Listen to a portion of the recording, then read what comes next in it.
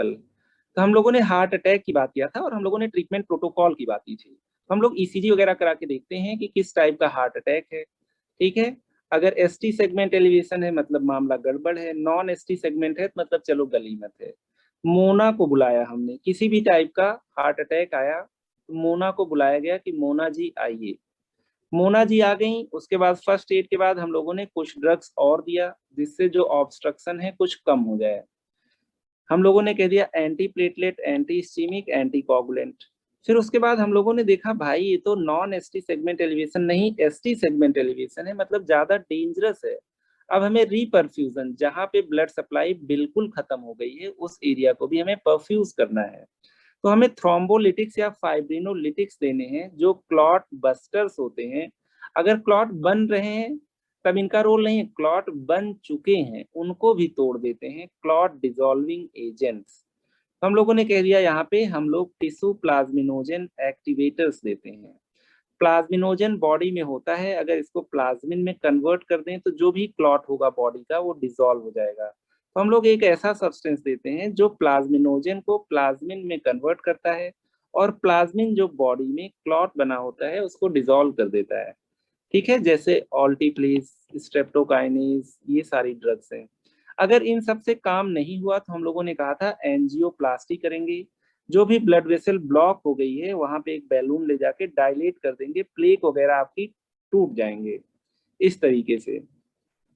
इससे भी काम नहीं हुआ तो हम लोग कोरोनरी आर्टरी बाईपास ग्राफ्ट कर देंगे। एक आर्टरी प्रॉक्सिमल एंड से डिस्टल एंड पे कनेक्ट कर देंगे। आर्टरी भी हो सकती है, वेन भी हो सकती है। तो हमारा मेन एम है इस एरिया के ब्लड सप्लाई को बढ़ाना। राइट, आइए अब हम लोग step wise management of myocardial infarction की बात करते हैं। देखो कितना सिंपल होगा ये, तुम लोग खुद ही जान गए होगे। Step wise management of myocardial infarction या हार्ट अटैक। ठीक है, जाहिर सी बात है अगर किसी को हार्ट अटैक आया है तो बहुत पेन हो रहा होगा। हो सकता है अब उसका हार्ट सही से ब्लड पंप ना कर पा रहा हो, तो भाई अब उसको और लोड मत दो। ठीक है, तुरंत पेशेंट को बेड रेस्ट प्रोवाइड करो, एक बेड दो अगर जिंदा रहना है तो उसको। तो हम लोग कहते हैं we start with bed rest. Right, और पेशेंट को मॉनिटर से कनेक्ट कर देते हैं, जैसे तुम लोग पल्स ऑक्सीमीटर से, ऐसे हॉस्पिटल में आपके पास मॉनिटर होते हैं, बड़ी सी स्क्रीन होती है और बस प्रोब लगा दो वहां पे बता देता है। तो हम लोग कह देते हैं बेड रेस्ट, और जैसे ही बेड पे लेटेंगे हमें इनके वाइटल्स का आइडिया होना चाहिए। तो हम लोग कह देते हैं अटैच कर देते हैं हम लोग एक मॉनिटर, अटैच कर देते हैं। अब मॉनिटर, मॉनिटर क्या बताएगा, वही सब बताएगा, SpO2, heart rate, respiratory rate. Attach a monitor probe. Example हम लोगों ने कह दिया हार्ट रेट हमें पता रहेगा, रेस्पिरेटरी रेट पता रहेगा, सैचुरेशन ऑफ ऑक्सीजन पता रहेगा, इवन बीपी कफ लगा के छोड़ देते हैं तो हमें बीपी भी पता रहेगा। ठीक है, इंसान जिंदा है उसका इलाज कर रहे हैं कि गुजर चुका है ये भी जानना जरूरी है। बस हार्ट अटैक देख के उसके पीछे नहीं पड़ जाना है। ठीक है, तो हम लोगों ने कह दिया बेड रेस्ट हो गया और पेशेंट को मॉनिटर से कनेक्ट कर दिया। अब यहाँ पे आ जाते हैं मोना। अब यहाँ पे नेक्स्ट स्टेप आ गया तीसरा आपका, मोना।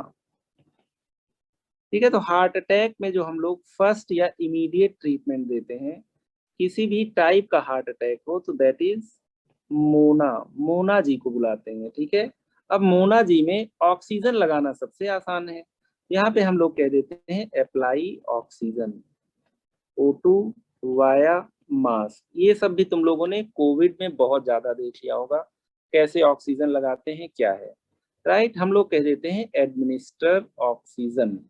फिर उसके बाद सबसे इजी काम है यहाँ पे, क्या चीज कर देना, नाइट्रोग्लिसरीन दे देना।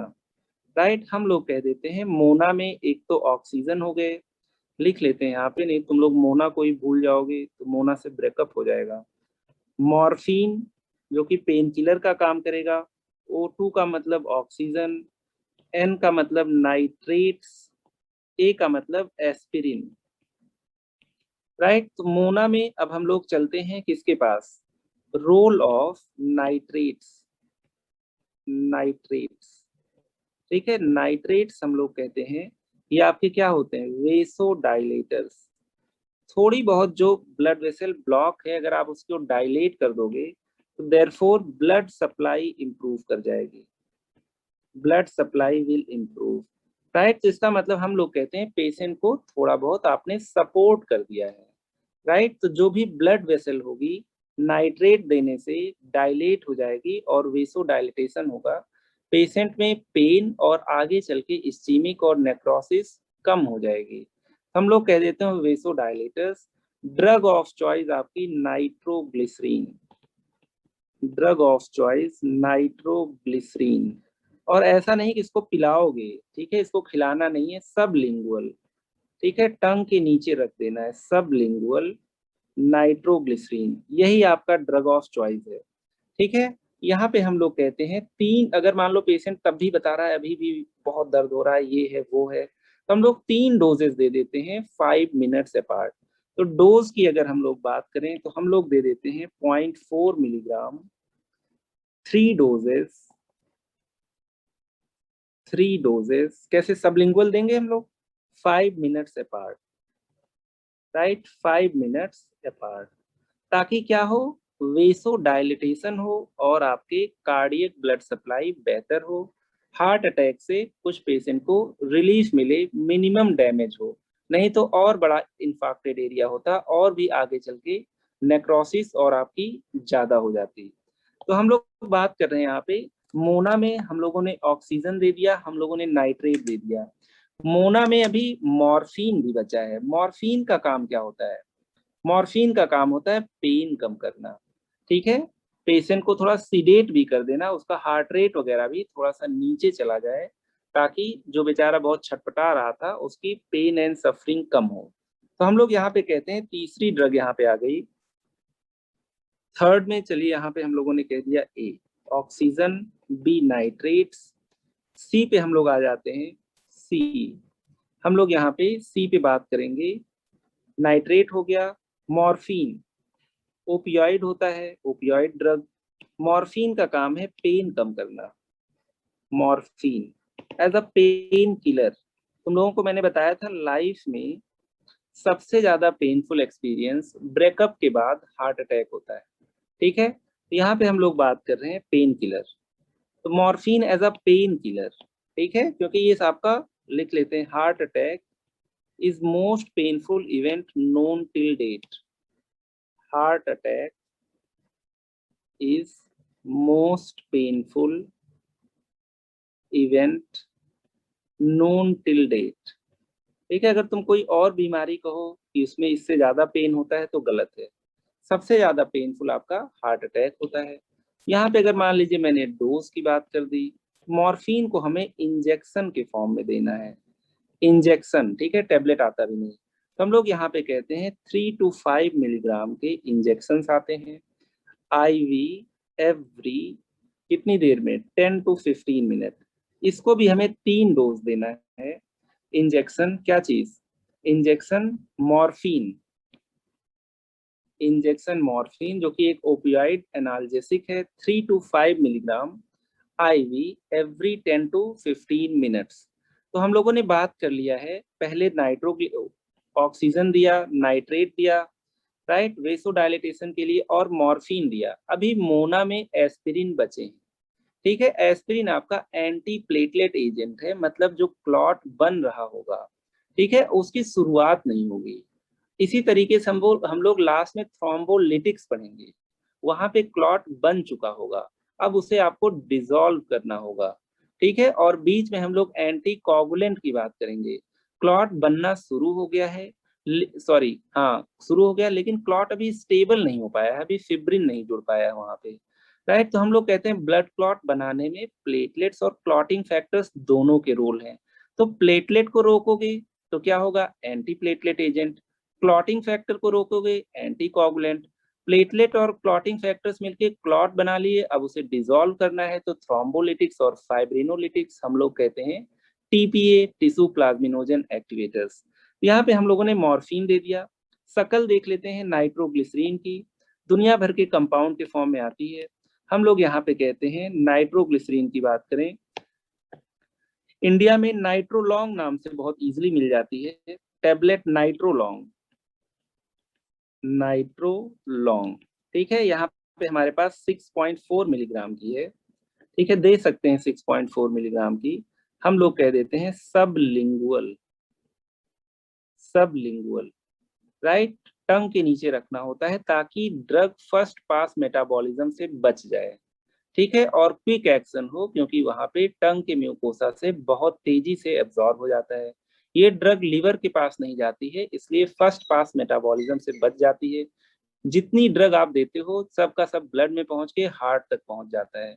अदरवाइज ये लिवर तक पहुंचता अगर इंटेस्टाइन से जाता और लिवर आधी ड्रग को खा जाता, डिटॉक्सिफाई कर लेता।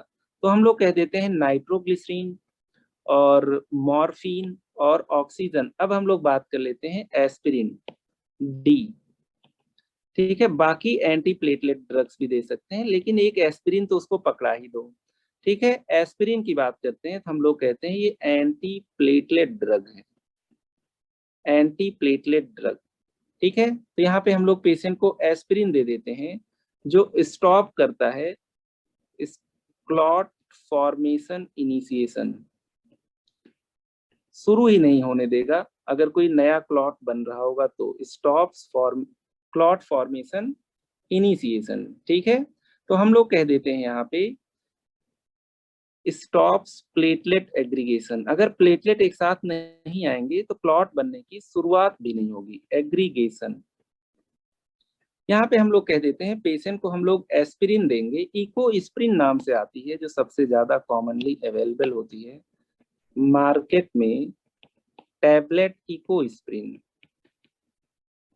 Ecosprin, right. हम लोग कह देते हैं 150 मिलीग्राम तुरंत दे दिया, स्टैट दे दिया, ठीक है। फिर उसके बाद अगर कंटिन्यू करना पड़ा, अगर ये जिंदा बचे भाई साहब, तो 75 मिलीग्राम पर ओरल डेली ओडी डोज में देना है, ठीक है। अब ऐसा नहीं है कि एंटी प्लेटलेट एजेंट में एस्पिरिन के अलावा कुछ है ही नहीं, तो मोना डार्लिंग की बात खत्म हो गई, ठीक है। तो हम लोगों ने पेशेंट में अभी तक इमीडिएट ट्रीटमेंट केवल दिया है। स्टेप वाइज में सबसे पहले हम लोगों ने इमीडिएट ट्रीटमेंट दिया, बेड रेस्ट, मॉनिटर लगा दिया, मोना को दे दिया, ठीक है। और इस तरीके से पेशेंट में काम भर का हम लोगों ने क्या किया, प्राइमरी मैनेजमेंट कर दिया। तो हम लोगों ने कह दिया फर्स्ट स्टेप हम लोगों ने कंप्लीट कर लिया। फर्स्ट स्टेप आपके क्या है, फर्स्ट स्टेप आपका है immediate treatment, immediate treatment. Summarise कर लेते हैं, पेशेंट को हमने बेड रेस्ट दिया, पेशेंट को हमने मॉनिटर से कनेक्ट किया, पेशेंट को हमने ऑक्सीजन दिया, पेशेंट को हमने मॉर्फिन दिया, ऑर्डर से लिख लेते हैं। पेशेंट को हमने नाइट्रोग्लिसरीन दिया, पेशेंट को हमने और क्या दे दिया, मोना, नाइट्रोग्लिसरीन हो गया, और मॉर्फिन दे दिया। पेशेंट को हम लोगों ने एस्पिरिन दे दिया, ठीक है। मुझे लगता था आज मैं इस टॉपिक को खत्म कर लूंगा, लेकिन मैं खुद लेट हो गया। तो हम लोगों ने अभी मोना की बात की है। मोना के बाद स्टेप 2 पे हम लोग आते हैं, एडजंक्टिव ट्रीटमेंट। स्टेप 2 में हम लोगों ने कहा था एडजंक्टिव ट्रीटमेंट। एडजंक्टिव ट्रीटमेंट में हम लोगों ने क्या देखा था, एडजंक्टिव ट्रीटमेंट में हम लोगों ने कहा था कुछ ऐसे सब्सटेंसेस देंगे जो वेसो डायलिटेशन तो नहीं करेंगे, लेकिन क्लॉट अगर बन रहा होगा, प्रोसेस में होगा, बनने वाला होगा, तो उसको हम लोग क्या करेंगे, बनने नहीं देंगे। लेकिन अगर क्लॉट बन गया होगा तो एडजंक्टिव ट्रीटमेंट कुछ नहीं कर पाएगा, ठीक है। तो यहाँ पे हम लोग कहते हैं सबसे पहली ड्रग हमारे पास हो जाती है एंटी प्लेटलेट। एस्पिरिन के अलावा भी और भी एंटी प्लेटलेट ड्रग्स होती हैं, एंटी प्लेटलेट ड्रग्स। दूसरी ड्रग हमारे पास हो जाती है एंटी इस्चीमिक ड्रग्स, वही आपके नाइट्रेट्स ही हो गए, एंटी इस्चीमिक ड्रग्स। तीसरा हमारे पास यहाँ पे हो गया था एंटी कोगुलेंट्स, राइट। कहीं पे भी मैंने थ्रोम्बोलिटिक की बात नहीं की है, ठीक है। हम लोगों ने बात किया anti platelet, anti ischemic, anti coagulants. अब देखो थोड़ा सा यहाँ पे बेसिक समझ लेते हैं, एक कॉन्सेप्ट समझ लेते हैं, फिर आगे चलते हैं। हम लोगों ने कह दिया अगर कहीं क्लॉट बनता है तो क्लॉट का मतलब होता है platelets plus clotting factor. Clotting factor में मेनली आपका फिब्रिन होता है जो कि क्लॉटिंग फैक्टर 1 होता है।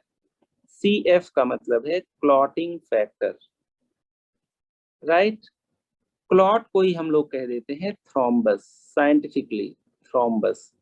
तो क्लॉट या थ्रोम्बस होता क्या है? जो खून का थक्का होता है that is made up of platelets and clotting factors.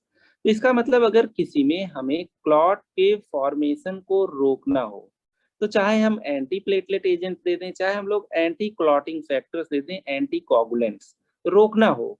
लेकिन अगर क्लॉट बन चुका हो, क्लॉट तोड़ना हो, तो हमें ये सब देने का कोई फायदा नहीं है। वहां पे हमें क्या देना है? थ्रोम्बो या फाइब्रिनोलिटिक्स, राइट। तो हम लोग यहाँ पे कहते हैं वंस क्लॉट इज फॉर्म्ड, एक बार क्लॉट बन गया तो अब हमें क्लॉट डिसॉल्विंग एजेंट्स देने पड़ेंगे। अब वो एंटी कोगुलेंट वगैरह यहाँ काम नहीं करेंगे। क्लॉट डिसॉल्विंग एजेंट्स हम लोग कह देते हैं क्लॉट बस्टर्स।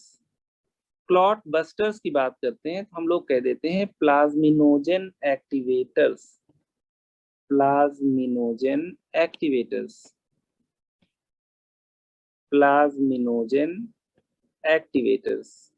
प्लाज्मिनोजेन एक्टिवेटर्स से हम लोग कह देते हैं टिश्यू प्लाज्मिनोजेन एक्टिवेटर। आगे चल के देखेंगे। Example streptokinase, right. अगर हम लोग कहते हैं क्लॉट बन गया है तो क्या करोगे? अब क्लॉटिंग फैक्टर्स को क्या रोकोगे? वो तो पहले ही मिल गए हैं प्लेटलेट से। यहाँ पे जो कॉन्सेप्ट की बात मैं करना चाह रहा हूँ, मैं कह रहा हूँ प्लेटलेट को आपको रोकना है तो एंटी प्लेटलेट ड्रग्स दे दीजिए। Anti platelet drugs, anti platelet drugs में चलिए एक नाम केवल लिखते हैं, एस्पिरिन। क्लॉटिंग फैक्टर्स को रोकना है, मैंने कह दिया फिब्रिन को रोकना है, तो हम लोग एंटी कोगुलेंट्स दे दिए, एंटी कोगुलेंट्स, राइट। एग्जाम्पल हम लोग देंगे आगे चल के हिपैरिन। तीसरा मैंने कह दिया कि पेशेंट में क्लॉट बन चुका है, ठीक है ना। प्लेटलेट को हमें रोकना है ना क्लॉटिंग फैक्टर को रोकना है। हमें प्लेटलेट प्लस क्लॉटिंग फैक्टर के थ्रू जो क्लॉट बन गया है, जो थ्रोम्बस बन गया है, इसको डिसॉल्व करना है। अब हम लोग दे देते हैं एंटी थ्रोम्बोटिक्स या थ्रोम्बोलिटिक्स, थ्रोम्बोलिटिक्स और फाइब्रिनोलिटिक्स। कितना सिंपल है। इसी अप्रोच पे हम लोग कह रहे हैं कि जब एडजंक्टिव ट्रीटमेंट की बात करते हैं तो हम लोग पेशेंट को एंटी प्लेटलेट ड्रग देते हैं। पहले एस्पिरिन दे दिया, चलो ठीक है, और भी ड्रग्स हैं, हो सकता है एस्पिरिन से बेहतर पेशेंट में काम कर रही हो। इसके अलावा एंटी इस्चीमिक ड्रग्स हम लोगों ने दे दिया। पेशेंट का हार्ट रेट अक्सर बढ़ा हुआ होता है, हार्ट के पास ब्लड सप्लाई है नहीं, हार्ट आपका कॉन्ट्रैक्ट पे कॉन्ट्रैक्ट किए जा रहा है। इसका मतलब जो इस्चीमिक एरिया है, जो इन्फाक्टेड एरिया है, वो और बड़ा हो सकता है, right. Too simple to understand. तो हम लोग बात कर रहे हैं यहाँ पे एंटी प्लेटलेट्स, एंटी इस्चीमिक्स और एंटी कोगुलेंट्स। हम लोग अभी एडजंक्टिव ट्रीटमेंट में थ्रोम्बोलिटिक्स की बात ही नहीं कर रहे हैं, ठीक है। तो यहाँ पे अब एंटी प्लेटलेट ड्रग्स की बात करें तो यहाँ पे आ जाता है एस्पिरिन। एंटी मोना में आप लोगों ने एक एस्पिरिन खिला दी, ठीक है, उसके बाद भी खिलानी है। एंटी प्लेटलेट ड्रग्स हम लोग कह देते हैं example aspirin, clopidogrel. Example third हमारे पास क्या हो गया? टिक्लोपिडीन। और भी होते हैं एब्सेक्सिमैब वगैरह भी। टिक्लोपिडीन। ड्रग ऑफ चॉइस हमारी होती है एस्पिरिन, ठीक है। एस्पिरिन के अलावा मान लो किसी को बहुत गैस्ट्राइटिस वगैरह है तो एस्पिरिन नहीं भी दे सकते हैं। यहाँ पे हम लोग कह क्या रहे थे? एस्पिरिन कितना दे रहे थे? हम लोग यहाँ पे एस्पिरिन 150 मिलीग्राम स्टैट दे रहे थे। इसके अलावा हम लोग क्लोपिडोग्रेल भी दे सकते हैं, 300 मिलीग्राम स्टैट और 150 मिलीग्राम डेली करके कंटिन्यू कर सकते हैं। यहाँ पे हम लोग बात करते हैं other drugs. Other drugs example clopidogrel. Clopidogrel कितना दे दोगे आप इसको? 300 मिलीग्राम स्टैट दे दिया ओरल, और उसके बाद 150 मिलीग्राम पर ओरल ओडी दे दिया। ठीक है, तो एंटी प्लेटलेट में केवल एस्पिरिन नहीं है, चलो फर्स्ट एड था, इमीडिएट ट्रीटमेंट था, एस्पिरिन मिल जाता है। अब क्लोपिडोग्रेल जब तक प्रूव नहीं हो गया कि हार्ट अटैक है एंड समथिंग इस्टीमिया से रिलेटेड है, तब तक नहीं देना है। तो एंटी प्लेटलेट में हम लोग कहते हैं मोना में एस्पिरिन के अलावा हम लोग बाकी एंटी प्लेटलेट ड्रग्स पे भी जाते हैं। कुछ मामले में इनकी एफिशिएंसी और बेहतर होती है। हाँ, इनमें काम करने में एक्शन थोड़ी देर में आएगा। तो एक बार आपने मोना में एस्पिरिन दे दिया है, कंटिन्यूएशन करने के लिए आप लोग इसको भी दे सकते हो। तो हम लोग कह देते हैं एस्पिरिन आपका मेन है, सब्स्टिट्यूट आपका हो सकता है क्लोपिडोग्रेल। एस्पिरिन मार्केट में इकोस्प्रिन नाम से आती है, राइट। तो हम लोग कह देते हैं टैबलेट इकोस्प्रिन या टैबलेट एस्पिरिन 75 मिलीग्राम डेली। जब आया था तो 150 मिलीग्राम स्टैट दे दिया था, उसके बाद हम लोगों ने कह दिया टैबलेट एस्पिरिन इकोस्प्रिन नाम से आती है, राइट। 75 मिलीग्राम ओडी, बढ़ा भी सकते हैं बट 75 इज फेयर इनफ। तो पहली चीज हम लोगों ने देख लिया कि पेशेंट को क्या दे दिया, एंटी प्लेटलेट्स दे दिया। दूसरा हम लोगों ने देखा कि पेशेंट को और अभी एंटी इस्कीमिक ड्रग की जरूरत है। नाइट्रेट आप लोगों ने दिया ही था, एंटी इस्कीमिक ड्रग्स, जिसमें हम लोग कहते हैं नाइट्रेट्स हो गए, नाइट्रोग्लिसरीन आप दे चुके हो, ठीक है, जरूरत पड़ेगी तो और देना है। इसके अलावा हम लोग कह देते हैं बीटा 1 ब्लॉकर्स, जो क्या करेंगे, जो पेशेंट के हार्ट रेट को कम करेंगे और पेशेंट को रिलीफ प्रोवाइड करेंगे, क्योंकि बहुत ज्यादा हार्ट रेट है, ऑक्सीजन डिमांड हार्ट की कम हो रखी है, सस्टेनेबल एनवायरनमेंट नहीं है। यहाँ पे हम लोग बीटा 1 ब्लॉकर देंगे। हम लोगों ने कहा था कि लंग शायद 2 होते हैं, तो वहां पे बीटा 2 होता है, और हार्ट 1 होता है, तो वहां पे बीटा 1 रिसेप्टर होता है, समथिंग लाइक दिस। ठीक है, यहाँ पे बीटा 1 है और लंग्स में आपके बीटा 2 होते हैं, जिसपे आप लोगों ने देखा था साल ब्यूटामॉल वगैरह काम करता है। नेबुलाइजेशन तुम लोगों ने एस्थेलिन वगैरह से देखा होगा, किसमें, कोविड में। तो जो बीटा 1 है ये आपके हार्ट रेट को बढ़ाता है।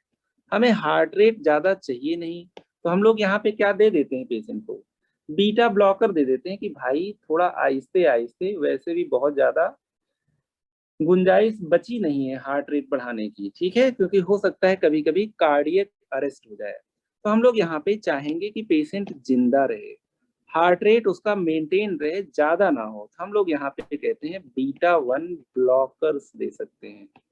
ठीक है, जैसे प्रोपेनोलॉल होता है वो नॉन सेलेक्टिव बीटा 1 ब्लॉकर होता है, बीटा ब्लॉकर होता है। जैसे यहाँ पे मैंने कह दिया पेशेंट को मीटोप्रोलॉल, सब में लॉल लगा होगा, एटिनोलॉल, कार्वेडिलॉल, ठीक है, बहुत बड़े वाले लॉल हैं ऐसे लग रहा है। तो यहाँ पे बीटा ब्लॉकर्स दे देते हैं हम लोग, बीटा 1 ब्लॉकर्स। एग्जाम्पल मैंने कह दिया, मैंने पेशेंट को आईवी मीटोप्रोलॉल दे दिया, मीटोप्रोलॉल, राइट। हम लोग कह देते हैं 5 मिलीग्राम का इंजेक्शन दे दिया, राइट। हम लोग यहाँ पे कहते हैं एवरी 5 मिनट, एवरी 5 मिनट हम लोग कितना दे देते हैं, इसके भी 3 डोजेस। जब हम लोग बात कर रहे हैं मायोकार्डियल इंफार्क्शन की, ज्यादातर चीजें हम लोग 3 डोज में देते हैं, राइट। फिर उसके बाद हम लोग कह देते हैं आगे चल के अगर जिंदा बचे तो ओरल थेरेपी चलेगी, ठीक है, 550 to 200 मिलीग्राम